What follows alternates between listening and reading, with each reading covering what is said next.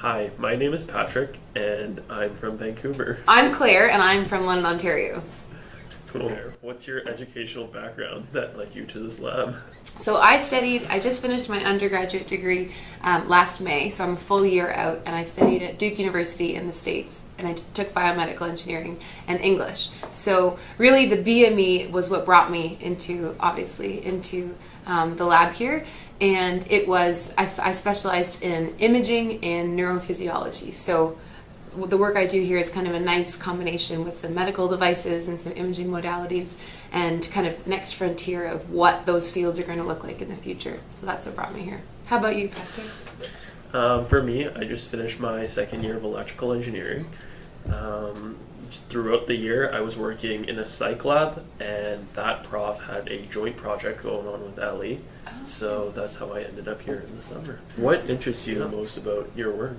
I've always, with all of my interests and everything I gravitate towards, I love problem solving. So just generally, it's really the idea of we take small kind of micro problems and then those build into big scale problems, and just kind of developing and optimizing an approach to problems in general and how to, whether they are hardware related, software related, or just translating research into clinical application. That's kind of what keeps me motivated throughout the day-to-day in the lab, doing the work that we do, is just coming to those problems and targeting them with a similar approach and the end result, the resolution. How about you? I think it's pretty cool that a lot of the work we do here has such a huge impact in a relatively short period of time. Because I guess too, like in engineering, sometimes you do something, but then it takes so long just to reach anything that ever gets used or whatever. But here, especially because we're working so closely with like clinicians and whatever, I feel like we have a chance to make an actual impact pretty fast. So I think that's pretty cool. Yeah. So how would you describe the dynamic in our lab?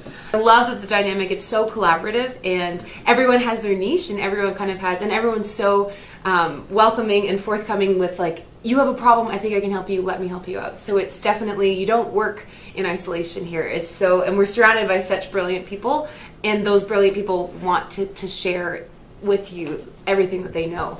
So that's my favorite part about our lab. Yeah, absolutely. I mean, that's definitely the number one thing for me as well. It's just people are so helpful, and they're so good at helping you too. Yeah.